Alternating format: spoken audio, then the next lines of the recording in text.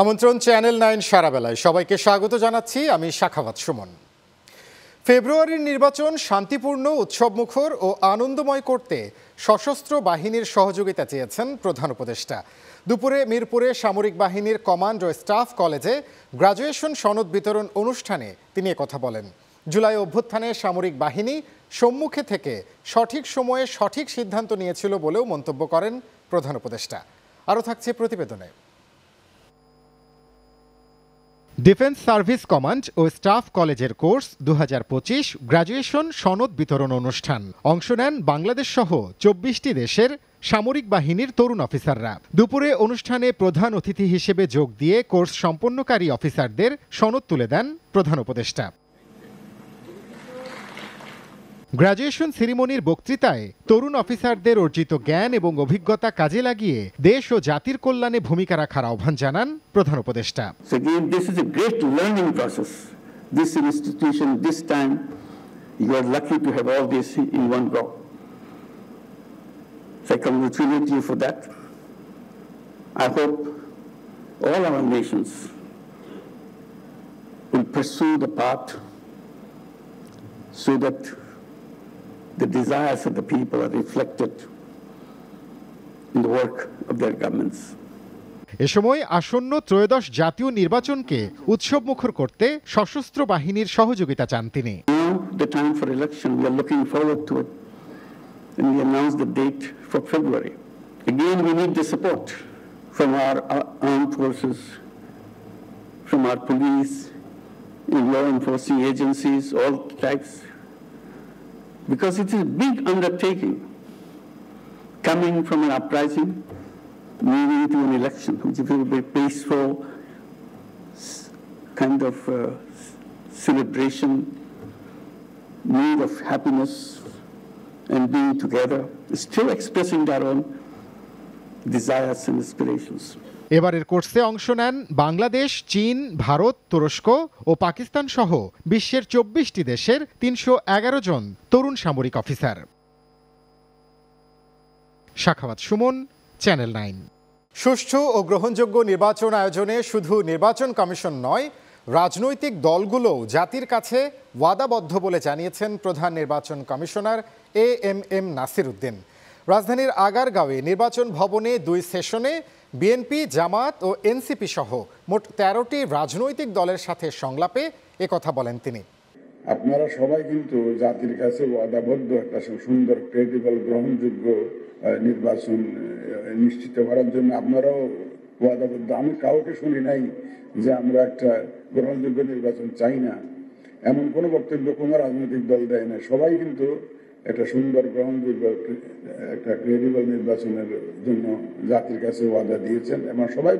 বিএনপিকে সংস্কার বিরোধী প্রমাণের অপচেষ্টা মানা হবে না বলে মন্তব্য করেছেন দলটির মহাসচিব মির্জা ফখরুল ইসলাম আলমগীর। দুপুরে রাজধানীর লেকশর হোটেলে 24-এর গণ অভ্যুত্থানে বিএনপি শীর্ষক বইয়ের মোড়ক উন্মোচন ও ডকুমেন্টারি প্রদর্শনী অনুষ্ঠানে একথা বলেন তিনি। আরও বলেন, নির্বাচন মানে শুধু ভোট নয়, এর অর্থ গণতন্ত্রে ফিরে যাওয়া। কথা বলবেন সেটাকে আমি সহ্য করব না, পিটিয়ে দেব, আপনার মব ভায়োলেন্স তৈরি করব, কিছু মানুষ তৈরি করে বলবো যে ভেঙে দাও, চুরিয়ে দাও, তাকে মেরে ফেলো পিটিয়ে। This is not democracy. আজকে বিএনপির সবসময় বিএনপির উপর দায়িত্বটা বেশি বর্তায়। আজকে নির্বাচন আসছে, বিএনপির উপরে দায়িত্ব বেশি বর্তেছে এবং বিএনপিকে সত্যিকার অর্থেই এমন একটা মোর্চা গড়ে তুলতে হবে যে মোর্চা গণতন্ত্রের জন্য লড়াই করেছে, অতীতে লড়াই করবে এবং গণতন্ত্র এখানে প্রতিষ্ঠানের রূপ দেবে। বিজয় দিবস উদযাপনে কোনো ধরনের নাশকতার শঙ্কা নেই বলে জানিয়েছেন স্বরাষ্ট্র উপদেষ্টা জাহাঙ্গীর আলম চৌধুরী। সকালে রাজধানীতে এক অনুষ্ঠান শেষে সাংবাদিকের প্রশ্নের জবাবে এ তথ্য জানান তিনি। বলেন, এবার আগের চেয়ে অনেক বেশি কর্মসূচি হবে, তবে গতবারের মতো এবারও প্যারেড হচ্ছে না। সেও কোনো রকমের অস্থিরতার কোনো সম্ভাবনা নাই, কোনো পরিবর্তন আছে কিনা কর্মসূচির ক্ষেত্রে? কোনো কর্মসূচিও কোনো ধরনের পরিবর্তন নাই। সব কর্মসূচি আগেও যেভাবে হয়েছে এখনো একইভাবে হবে, বরঞ্চ আগের থেকে আরো বেশি হবে। শুধু গতবারও আমাদের প্যারেড হয় নাই, এবারও আমাদের প্যারেড। গাজীপুরের বাঘের বাজারে কেমিক্যাল কারখানায় ভয়াবহ আগুনের ঘটনা ঘটেছে। ফায়ার সার্ভিসের 7টি ইউনিটের 3 ঘন্টার চেষ্টায় আগুন নিয়ন্ত্রণে আসে। দুপুরে স্ট্যান্ডার্ড ফিনিক্স কারখানায় এ ঘটনা ঘটে। খবর পেয়ে ফায়ার সার্ভিসের 4টি ইউনিট আগুন নিয়ন্ত্রণে কাজ শুরু করে। ভয়াবহতা বাড়লে পরে আরও 3টি ইউনিট যোগ দেয়। আগুনের সূত্রপাত ও ক্ষয়ক্ষতির পরিমাণ পরে তদন্ত সাপেক্ষে জানা যাবে বলে জানিয়েছেন গাজীপুর ফায়ার সার্ভিসের উপসহকারী পরিচালক মোহাম্মদ মামুন। রাজশাহীতে বিচারকের ছেলের হত্যাকাণ্ডে অভিযুক্ত লিমন মিয়ার বক্তব্য গণমাধ্যমে প্রচার করায় আদালতে উপস্থিত হয়ে ব্যাখ্যা দিয়েছেন রাজশাহীর পুলিশ কমিশনার মোহাম্মদ আবু সুফিয়ান। সকালে রাজশাহী মেট্রোপলিটন আদালত 5-এ হাজির হন তিনি। শুনানিতে তার আইনজীবী আদালতকে জানান, এ ঘটনায় দায়িত্ব অবহেলার অভিযোগে কয়েকজন পুলিশ সদস্যকে সাময়িক বরখাস্ত করেছে কর্তৃপক্ষ। এছাড়াও বিবিধ মামলা থেকে অব্যাহতির আবেদন করলে আগামী 1 ডিসেম্বর আদেশের দিন ধার্য করে আদালত।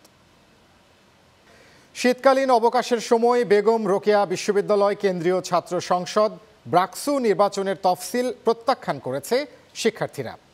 সকালে প্রশাসনিক ভবনের সামনে সংবাদ সম্মেলনে তারা জানান, 17 ডিসেম্বর থেকে বিশ্ববিদ্যালয়ে শীতকালীন ছুটি শুরু হওয়ায় শিক্ষার্থীবিহীন 29 ডিসেম্বর ব্রাকসু নির্বাচন উৎসবমুখর হবে না।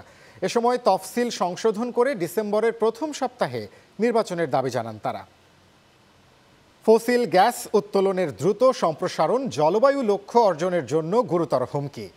মোংলার পশুর নদীতে বৈশ্বিক কর্মসূচির অংশ হিসেবে আয়োজিত নৌবহর উদ্বোধনে বক্তারা কথা জানান। ধরিত্রী রক্ষায় আমরা, ওয়াটার কিপার্স বাংলাদেশ ও পশুর রিভার ওয়াটার কিপারের আয়োজনে এ সময় তারা আরও জানান, টেকসই জ্বালানি রূপান্তরের জন্য নবায়নযোগ্য জ্বালানিকে অগ্রাধিকার দিতে হবে। সারাবেলায় আরও থাকছে SARM চট্টগ্রামের খবর।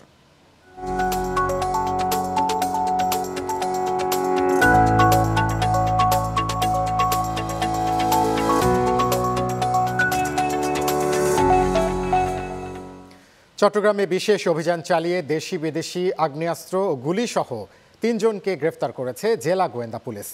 দুপুরে সহকারী পুলিশ সুপার মোহাম্মদ রাসেল গণমাধ্যমে এ তথ্য জানান। বলেন, নগরীর রাউজানের নোয়াপাড়া ইউনিয়নের চৌধুরীহাট এলাকায় ও পটিয়া থেকে অস্ত্রসহ জহির আহমদ, সাকিবুল ইসলাম ও মোহাম্মদ রানা নামের 3 জনকে আটক করা হয়।